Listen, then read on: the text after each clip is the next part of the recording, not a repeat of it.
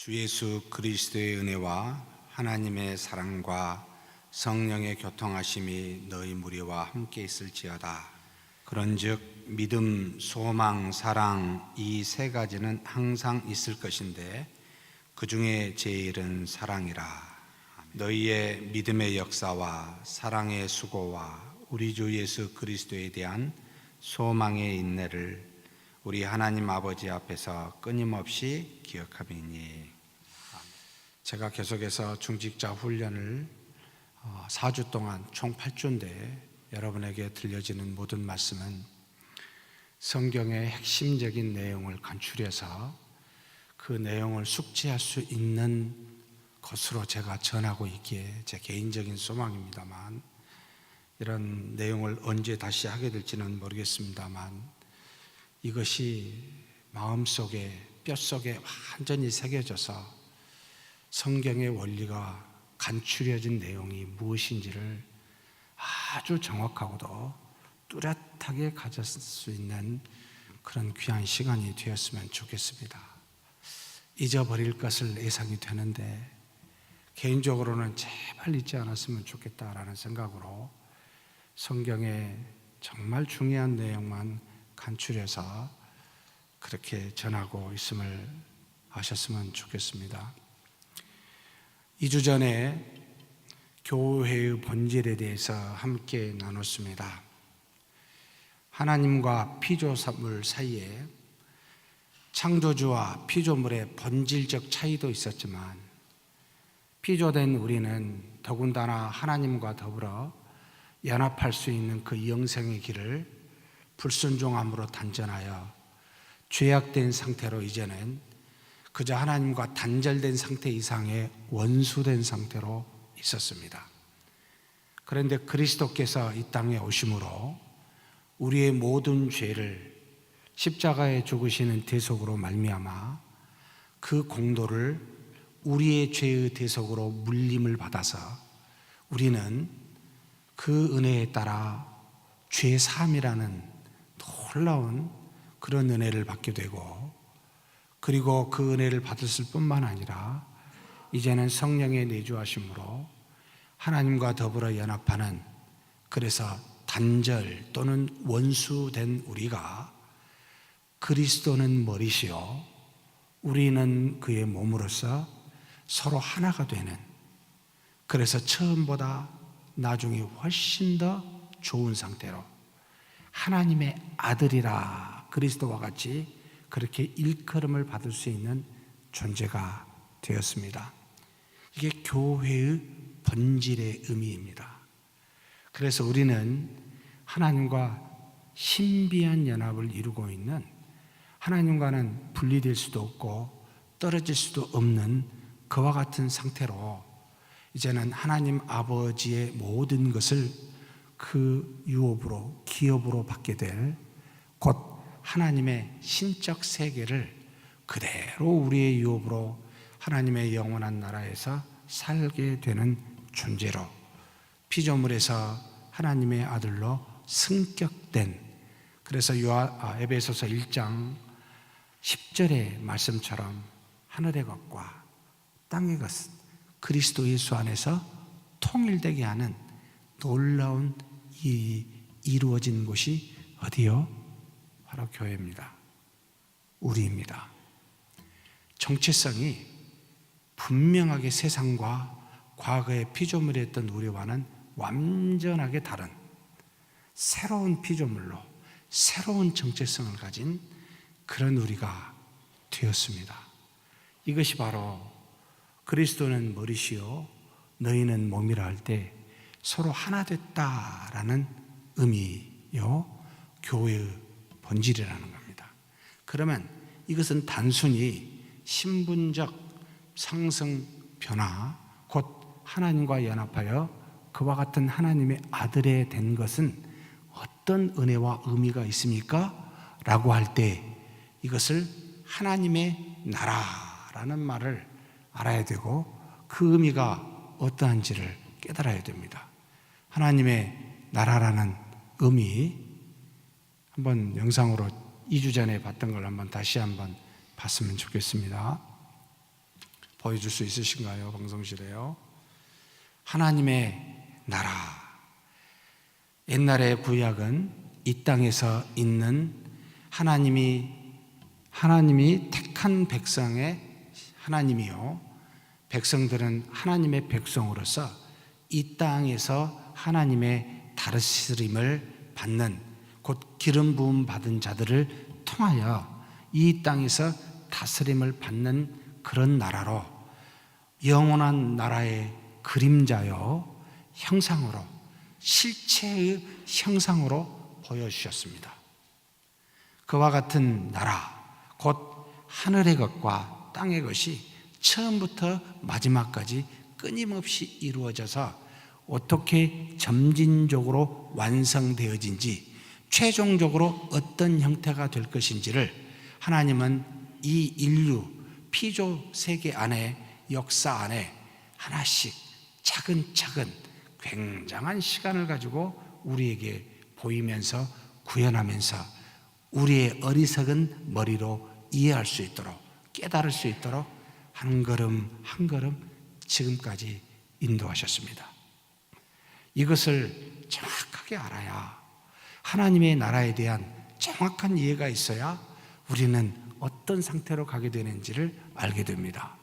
하나님과 인간으로서, 그저 피조물과 창조주로서 외부에 떨어져 있는 관계로서 서로 교통하는 것이 첫 번째였고, 그런데 그런 교통을 하나님이 주신 놀라운 자유의지를 가지고 오히려 순종하여 자발적으로 나가는 것이 아니라 불순종하여 하나님이 주신 모든 교통을 끊어버려 단절을 하여 이제는 하나님과 우리 사이에 아무것도 없는, 오히려 하나님이 이 세상을 떠나버리고 마는, 내가 너희와 더 이상 함께하지 않겠다라고 하는 창세기 6장의 말씀처럼 상관없이 우리는 육체의 소견에 좋은 대로 살아가는 자가 되었습니다. 그래서 전 인류가, 또 모든 피조물이, 우리 인류의 피조물의 대표였던 인류의 타락으로 말미암아 하나님께 저주를 받아 하나님과 상관없는 고통, 죄로 말미암은 사망의 음침한 골짜기를 다니게 된 것이 그 이후의 역사였고, 주 예수 그리스도로 말미암아 이것을 다시, 한마디로 눈에 보이는 수많은 형상들을 이제는 눈에 보이지 않는 실체를 그리스도로 말미암아 보여줌으로 이제는 세상의 나라에서 하나님의 나라가 구현된 것이 아니라 영의 나라에서 하나님의 나라가 구현됨을 그리스도와 성령을 통하여 우리에게 나타내사, 이제는 그 성령이 누구도 아니라 택한 자 모든 사람의 마음에 들어가 이제는 완벽한 연합을 이루었습니다.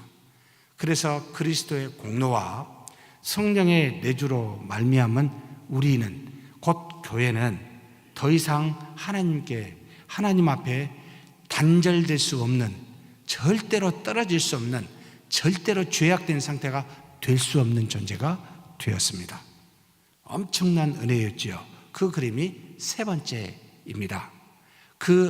우리 안에 있는 성령은 어떤 상황에서도 떠나지 아니하시기에, 그리스도와 우리 사이에 어떤 그 사랑도 무엇으로도 끊을 수가 없기에, 비록 아직은 변화되지 아니하는 육체의 소욕이 있어 우리 속에 있는 성령의 소욕을 따라 가지 아니하고 죄를 지은다 할지라도 우리 안에서 탄식하며 하나님의 뜻이 무엇인지를 지속적으로 알려주시는, 떠나지 아니하시는, 과와 같이 이 땅에 내버려 두지 아니하시고 지속적으로 은혜를 베푸신 성령님 때문에 우리는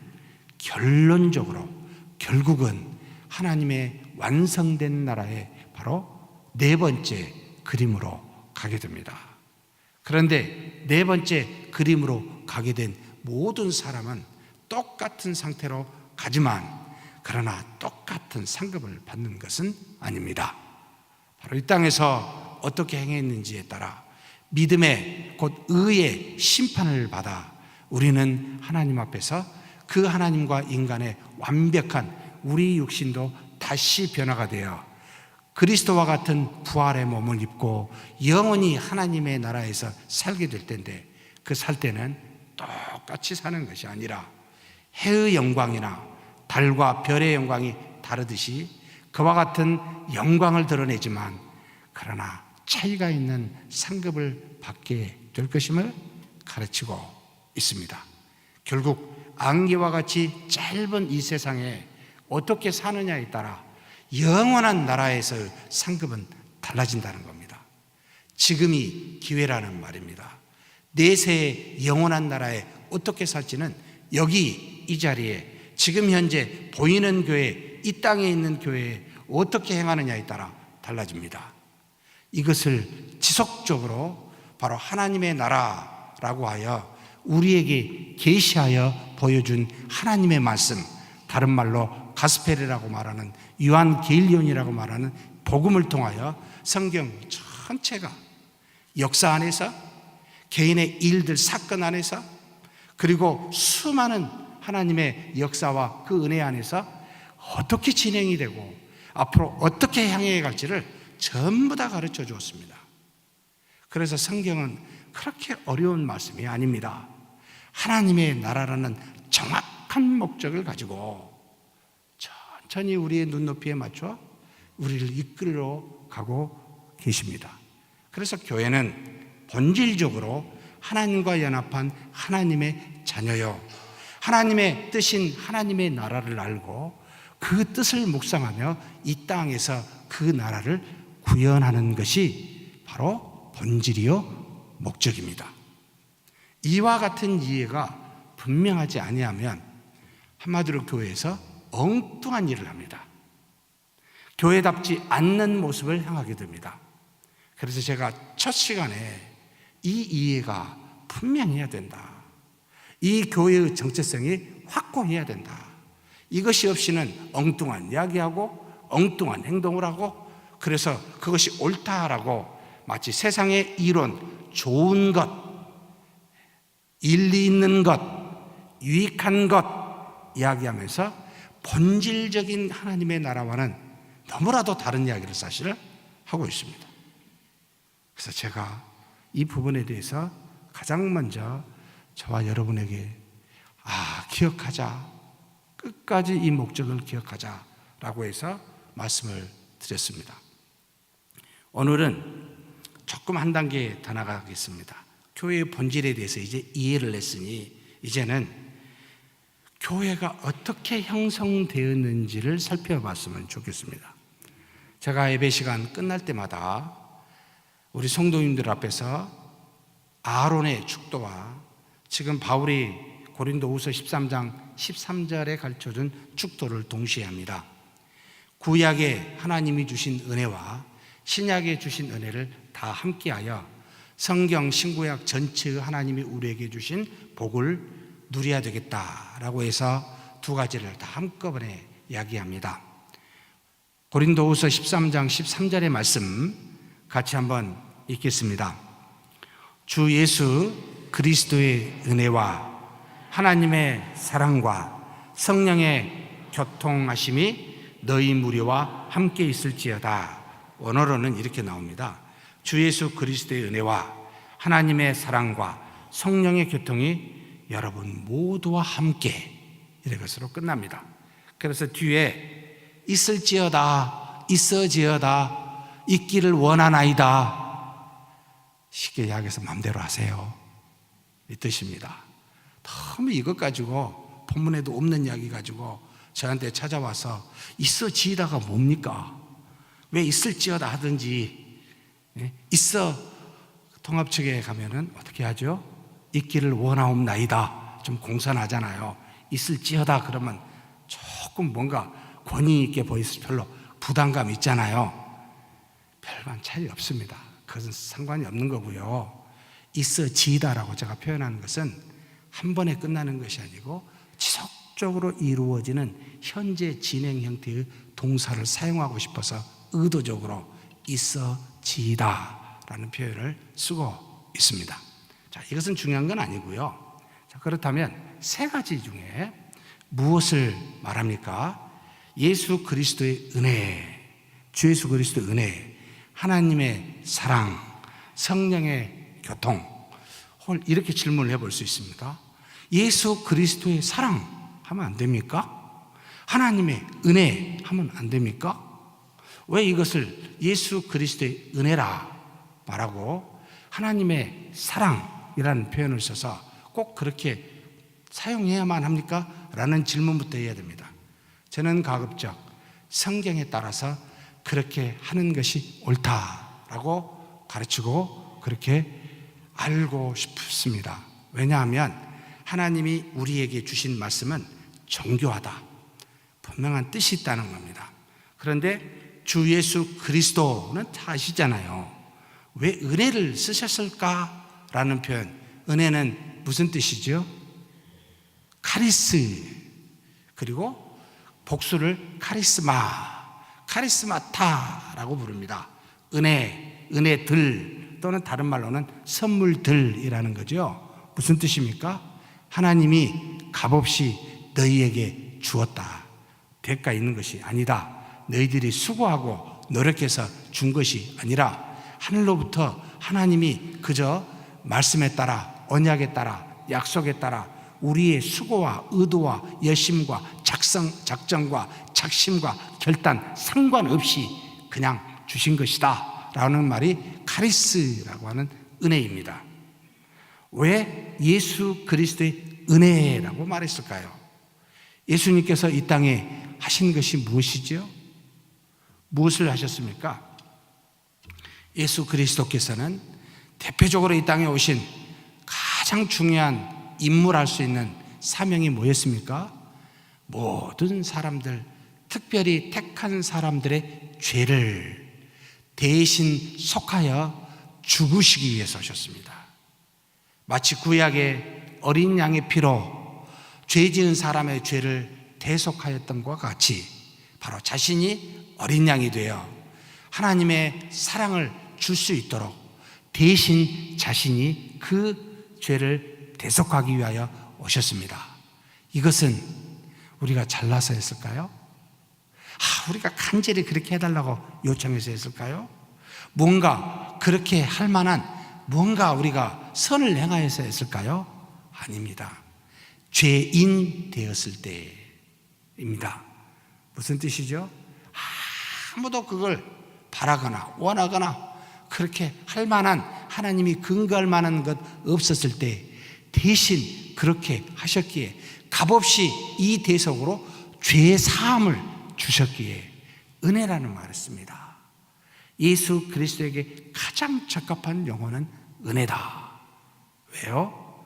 값없이 우리에게 주구사 대신 그 죄를 스스로 짊어지심으로 하나님의 저주와 징계를 받지 아니하도록 법정에서 무죄다라고 의롭다 칭한을 그 은혜를 값없이 주시기 위해서, 그래서 속죄하시기 위해서, 속량하시기 위해서, 또는 죄사함을 주시기 위해서 다 동일한 표현입니다. 이와 같은 것을 주시는 분이 예수님이시기에 예수님 하면 은혜입니다. 값없이 주시는 그 죄사함 때문에 그 구원의 은혜라고 말합니다. 자신을 이렇게 하시기 위해서 또 은혜가 있습니다. 그냥 바로 하나님이 이 땅에 바로 오셔서 그래 내가 모든 사람의 죄를 죽겠습니다 하고 죽을 수 있는 그와 같은 방식을 택하지 않고 어떻게 하셨죠? 1차적으로 하나님이셨기에 자신을 비워 종의 형체를 입었습니다. 인간의 모습으로 오셨습니다. 바로 성육신 하셨다는 겁니다.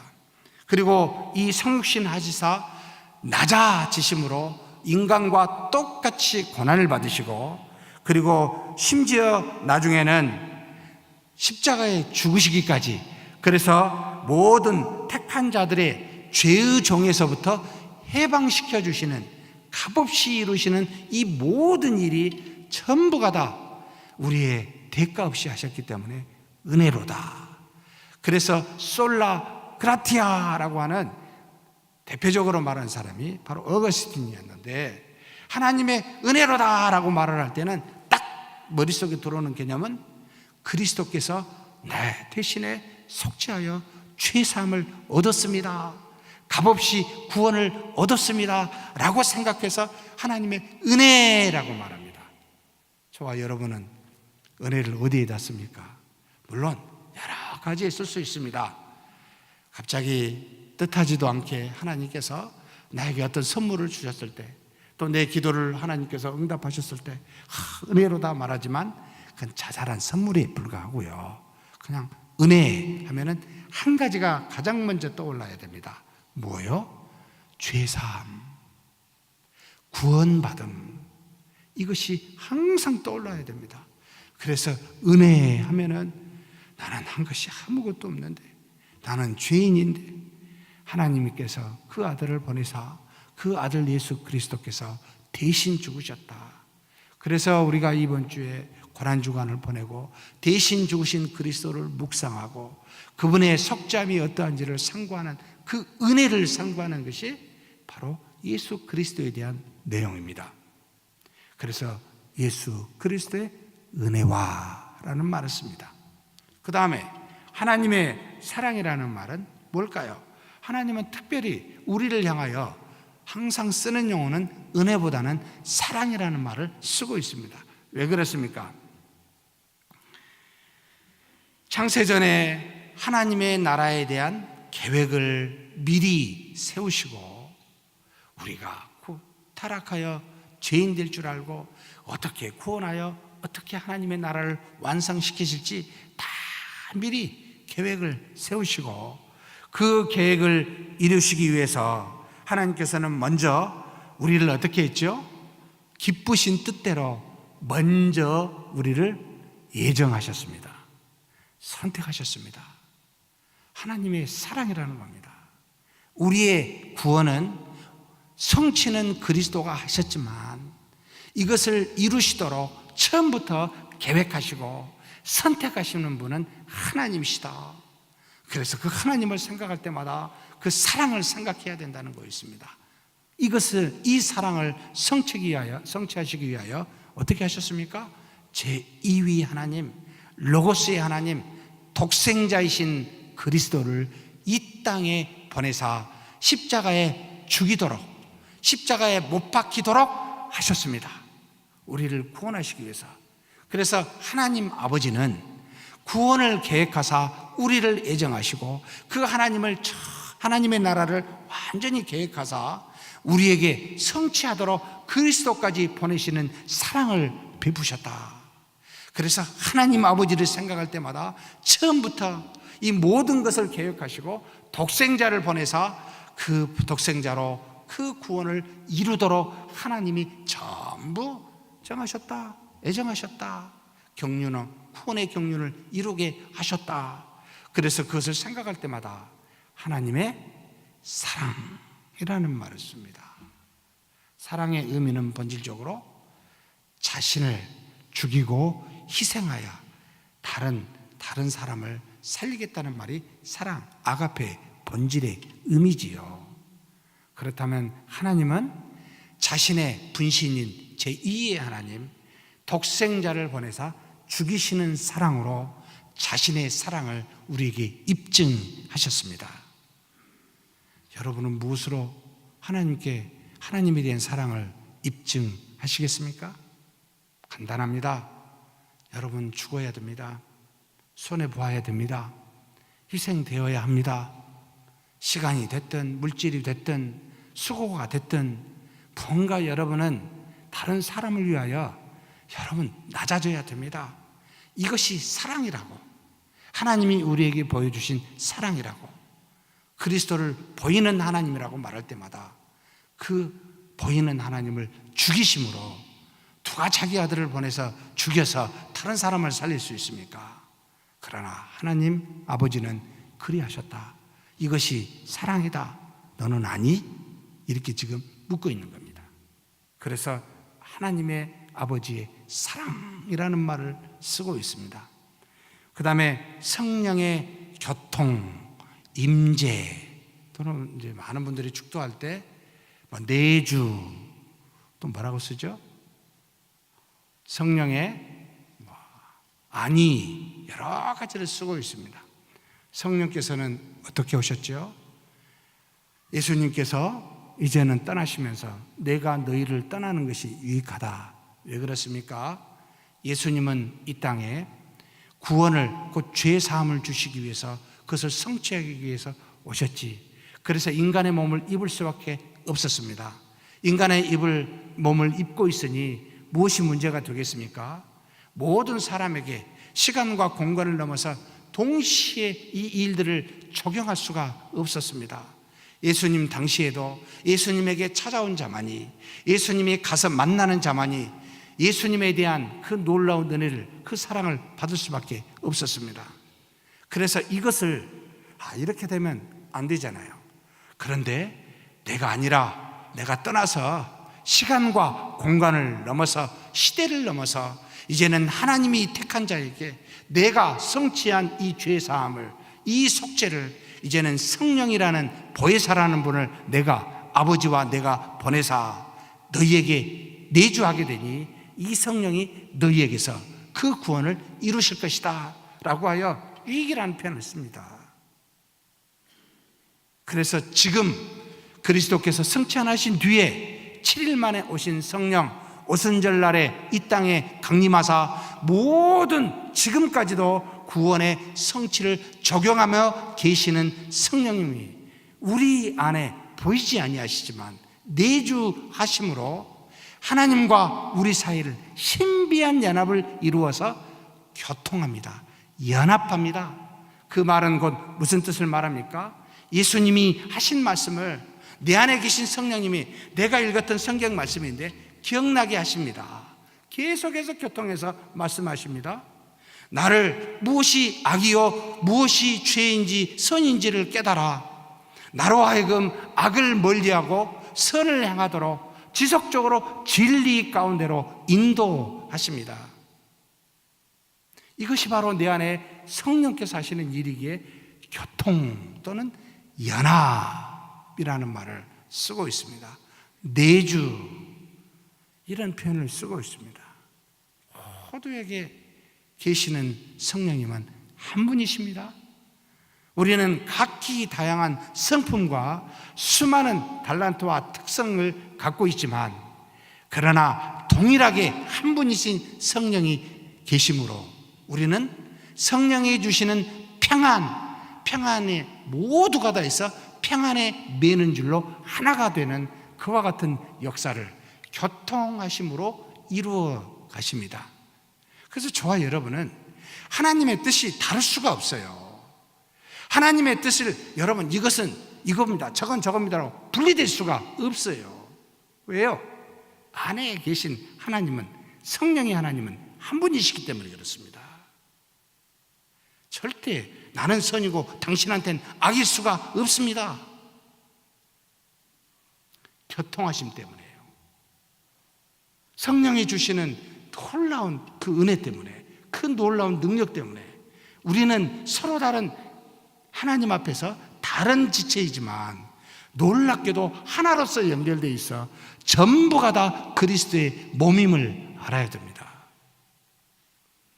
이게 성령의 교통입니다.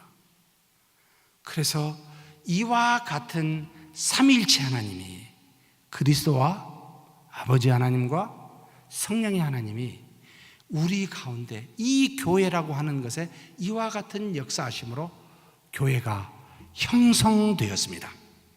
믿으십니까?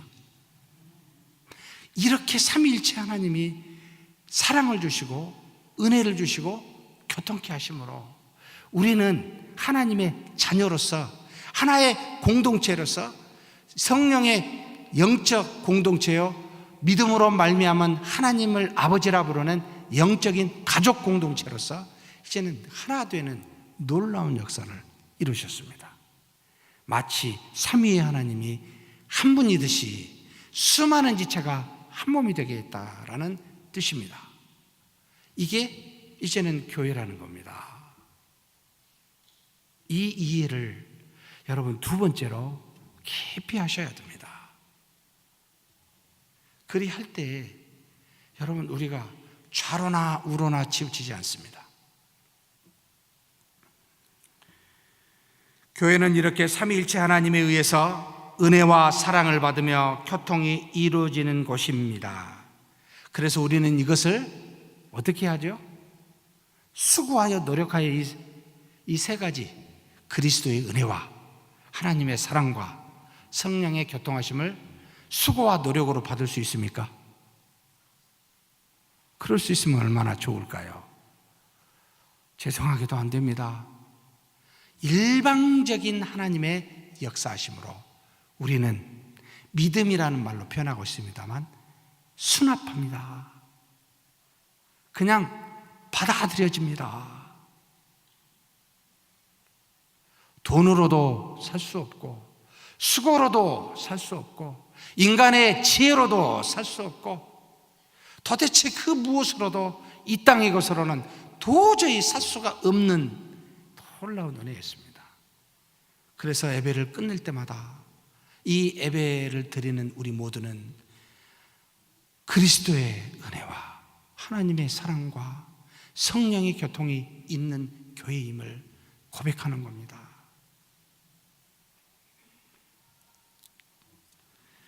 이것이 바로 교회의 형성입니다. 깊이 좀 새기십시다. 저는 축도할 때마다 눈물이 날 정도로 참 감사합니다. 그 다음에 이와 같은 교회의 형성에 대한 부분을 알았다면 우리는 이제 두 번째로 한 가지 더 알아야 될 내용이 있습니다. 우리는 믿음으로 이것을 수납했다고 그랬습니다. 이 세 가지 역사에 대해서. 그러면 믿음으로 수납한 이것이 간추려서 어떤 내용입니까? 라고 할 때는 여러분 세 가지를 기억하셔야 됩니다. 우리가 믿는 믿음의 내용입니다. 믿음으로 수납하는 세 분의 역사를 받아들이지만 우리는 이 믿음, 이 삼위일체 하나님을 믿습니다만 구체적으로 성경은 이걸 어떻게 전개시켜 놨냐면 세 가지 형태입니다. 바로 첫 번째로 믿음의 내용은 누구를 믿는 거죠? 로마서 3장에 하나님의 한 의가 이 땅에 나타났으니 또 다른 한 의라 그랬어요. 율법이 아니라 바로 예수 그리스도를 믿는 믿음으로 말미암아 차별 없이 주시는 의인이라 라고 말하는 이 예수 그리스도를 믿는 것, 곧 예수 그리스도가 믿음의 첫 번째 내용으로 나타납니다. 예수 그리스도는 사실 제2의 하나님이시긴 하지만 우리가 예수 그리스도를 보므로 하나님 아버지께서 몇 번, 두 번 그러셨죠. 세례 요한에게 세례를 받으실 때 변화산에서 놀라운 경험을 새 제자들과 함께 할 때 하늘에서 소리가 났습니다. 뭐죠? 이는 내 기뻐하시는 자, 아들이라고. 곧 예수 그리스도를 보면 하나님이 보이고 예수 그리스도를 보면 성령이 보입니다. 그래서 먼저 예수 그리스도를 믿는 믿음이라는 말을 쓰고 거기서부터 이야기하고 그 다음에 조금 신앙이 진척이 되고 성장을 하면 무슨 하나님을 믿지요? 예수 그리스도만 믿는 게 아니었구나. 삼위일체 하나님을 믿는 거구나. 그래서 우리가 예배 때마다 무엇을 고백합니다? 사도신경을 고백합니다.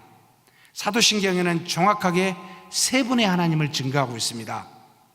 예수 그리스도를 믿사오니 블라블라블라 해가지고 상당히 사도신경의 약 3분의 1을 차지합니다.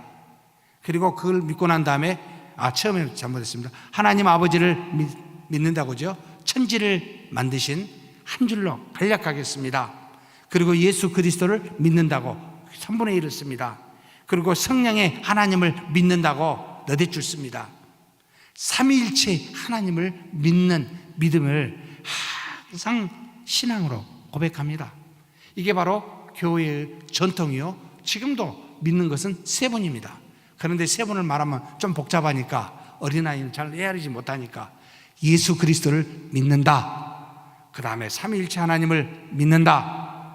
그럼 삼위일체 하나님을 어떻게 합니까? 이제 조금 성장하면 더 묻겠지요. 어디에 나왔습니까? 이 모든 것이 성경에 나왔습니다.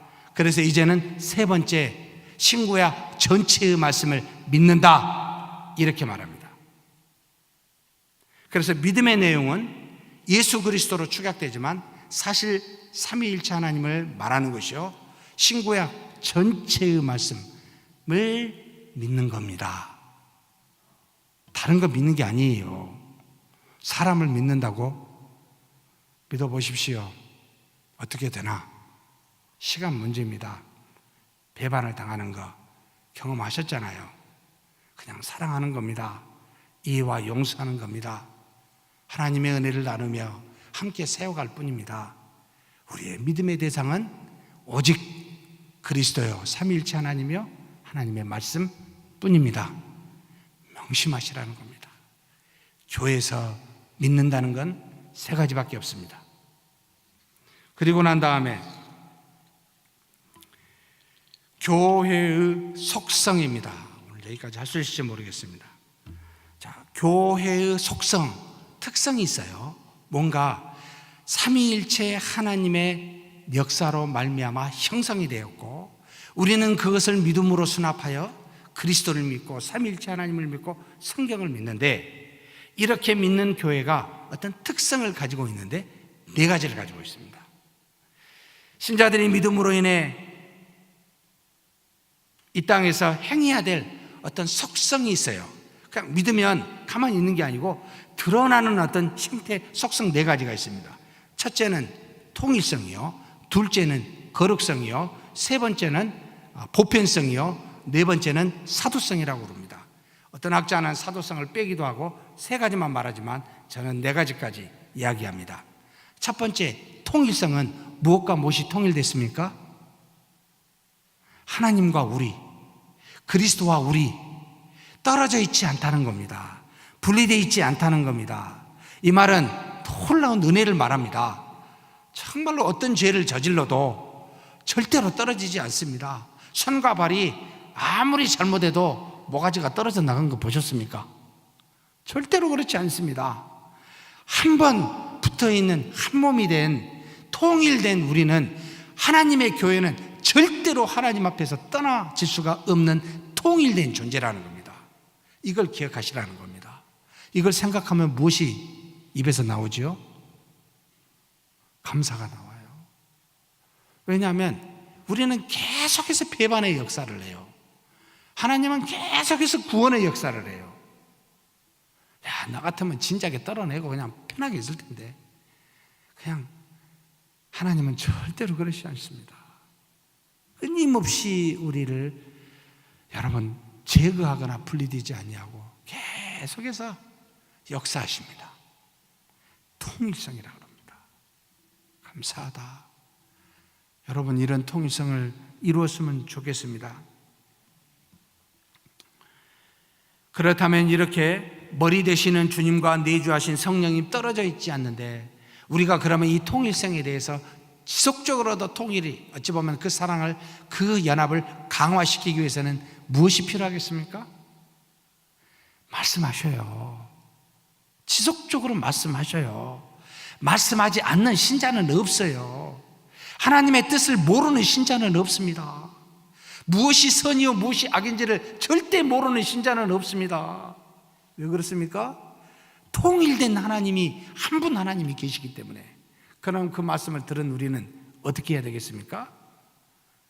속사람의 소욕에 따라 천사가 딸랑딸랑, 겉사람의 소욕에 따라 악마가 딸랑딸랑 이야기할 때 무엇을 따라가시겠습니까? 순종하라는 거였습니다.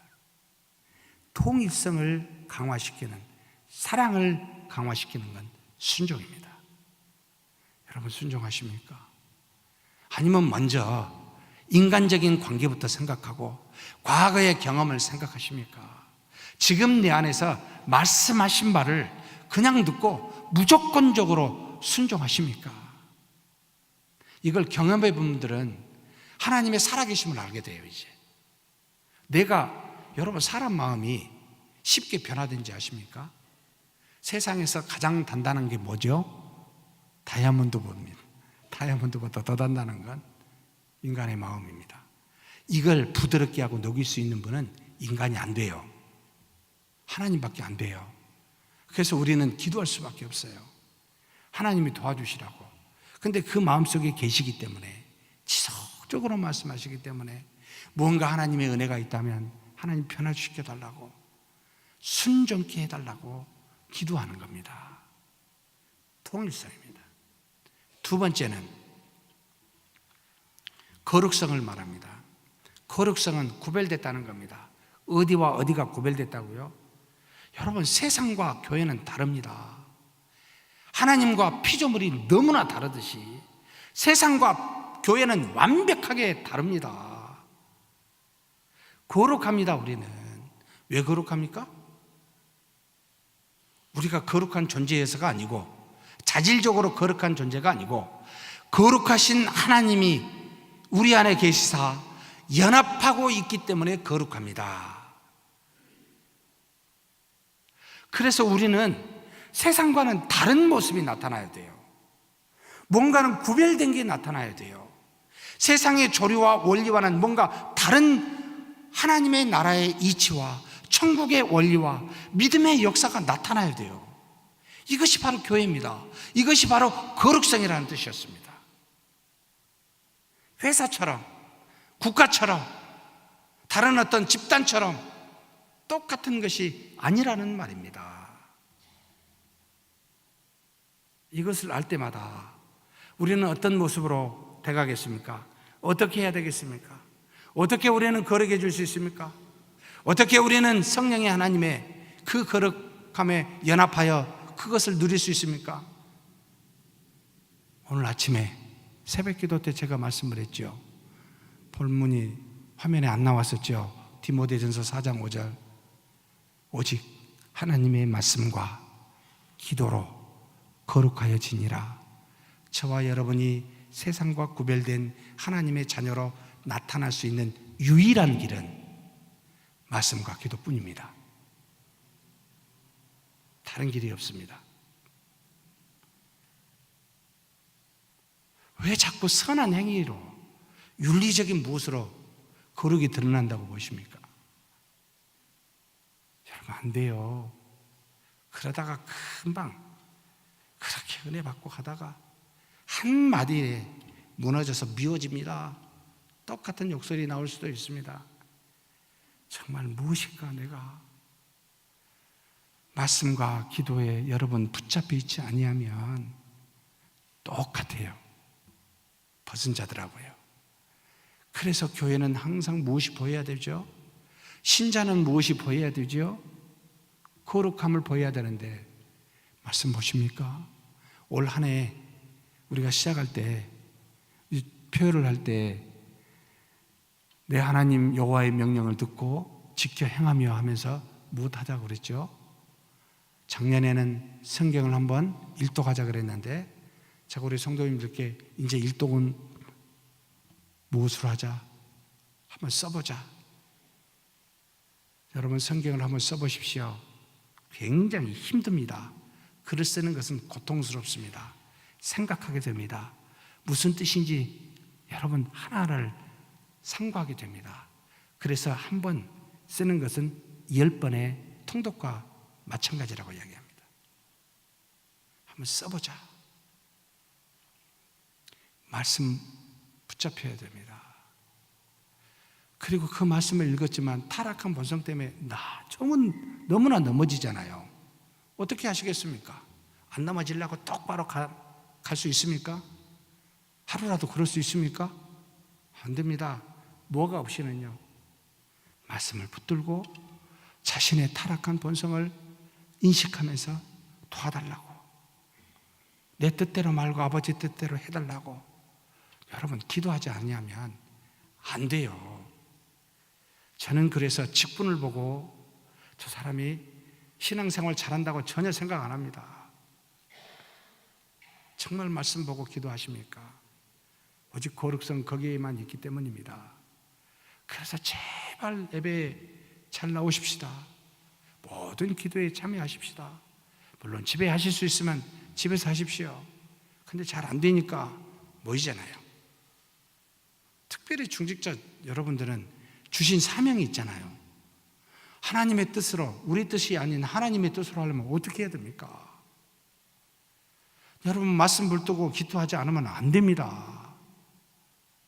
제가 여기 이사 와가지고요, 좋은 점이 많지만 안 좋은 점이 있습니다. 너무 가까워가지고 자네 같으면 저기 있다가 좀 피곤하더라도 뭐니까 귀찮아서 안 가는데, 여기 있으면 좀 피곤하면 야, 이거 금방이잖아. 갑니다.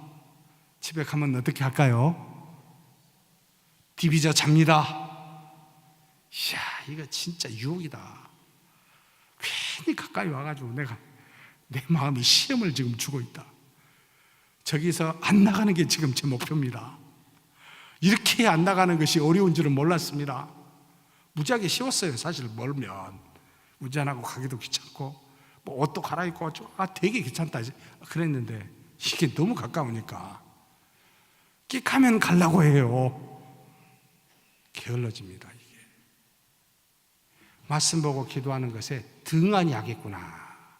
제가 마음을 먹고, 주여, 제가 괜한 시험을 받았는데 안 되겠습니다. 조금만 살다가 나가야 될 가능성도 크겠습니다. 내가 살려면 그래야 될 것도 같습니다. 일단 이 유혹을 물리쳐다게 해달라고 발버둥 칩니다. 지금 여러분, 기도해야만 이깁니다. 여러분, 힘으로 이길 수 없습니다. 육신의 소욕을 스스로 이길 수 있으면 얼마나 좋습니까? 안 됩니다. 육신의 정욕과 안목의 정욕과 이생의 자랑은 여러분 맘먹지 않아도 저절로 돼요. 그걸 이길 수가 없어요. 그냥 우리는 가만히 있으면 저절로 돼요. 근데 기도는요, 마음을 100번 먹어도 안 돼요. 말씀도 그렇습니다. 왜 그렇습니까? 아니, 죄도 쉬우면 선도 쉬워야 되지 않습니까? 이게 공평하잖아요. 타락한 본성 때문에 아직도 죄는 쉽게 합니다. 의는 안 돼요. 도우심이 필요한 거예요. 이래서 하나님의 도우심이 없이는 불가능하다는 뜻이에요. 그냥 거룩성이 생기지 않습니다. 그래서 그것을 너무나 잘 아는 바울이 디모데 에베소 교회의 지도자였잖아요.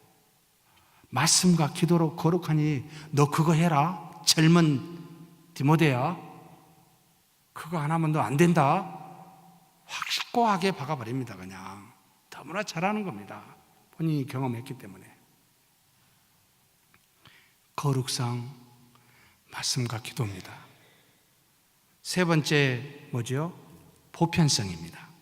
이것을 가톨릭, 로마가 가톨릭이라는 말을 써가지고 참 지금 잘 안 쓰고 있습니다만, 그래서 그냥 한글로 보편성이라 하는 게 낫겠다. 보편성은 이 땅에 있는 모든 교회는 전주 서문교회만 하나님의 교회가 아니라 이 땅에 있는 세운 모든 교회는 지역을 넘어서, 사이즈를 넘어서, 민족을 넘어서 동일한 하나님이 그리스도의 피로 산 교회니라. 보편적으로 다 하나의 교회니라 라는 개념이었습니다. 그래서 교회 대 교회의 경쟁은 있을 수가 없지요. 형제 간에 경쟁한 거 맞습니까? 서로 싸울지언정 경쟁을 잘 안 하잖아요. 여러분, 무슨 말입니까? 하나라는 거예요. 도우라는 겁니다. 서로가 서로를 개인적으로 돌아보듯이 교회가 교회를 공동체적으로 돌아보아 어려움을 서로 나누는, 그래서 예루살렘 교회가 기근이 들었을 때 고린도 교회, 아가서에 있습니다. 마게도냐의 빌립보 교회, 데살로니가 교회 연보를 걷어다가 바울이 갖다 줍니다. 왜요? 독립되어져 있는, 따로 있는 교회가 아니고 전부가 다 그리스도의 몸으로서 한 교회이기 때문에 서로 나누라는 거였습니다. 그래서 교회끼리 경쟁하고 띠띠우면서 하지 마십시다. 어느 교회든지 존중하고, 어느 교회이든지 존중하고, 하나님의 자녀로서 인정하며 서로 하나 되는 연합을 이루는 것이 보편성이다라고 하여 수평적인 연합, 통일성과 거룩성은 수직적인 연합이었다면 보편성은 수평적인 하나, 가지와 포도나무는 수직적 연합이라면 가지끼리 이 줄기를 통해 서로 다르지만 하나 된 걸 너 알지? 라는 보편성을 알라는 것입니다. 이것이 바로 교회의 모습입니다. 네 번째까지 하면은 엉덩이가 아프신 여러분이 저를 미워하실 것 같아서 여기까지만 하고 다음 주에 하도록 하겠습니다. 한번 기도하겠습니다. 하나님 아버지 감사합니다. 주님의 몸된 교회를 세우시고 하나님의 나라를 성취하시며 예수 그리스도의 은혜와 하나님의 사랑과 성령의 교통하심으로 교회를 형성케 하여 주시고 또 믿음으로 말미암아 이것을 수납케 하여 주시니 감사합니다. 그런 교회가 이제는 이 땅에 있으면서 보이는 교회로서 하나님과 통일되는 놀라운 순종이 있게 도와주시고 거룩함을 이루기 위하여 말씀과 기도에 힘쓰게 하여 주시고 보편적인 모든 교회와 하나 되는 그와 같은 사랑을 구현하는 우리 교회 되고 우리 자신 될 수 있도록 역사하여 주시옵소서. 우리 주님 예수님의 이름으로 기도하옵나이다. 아멘.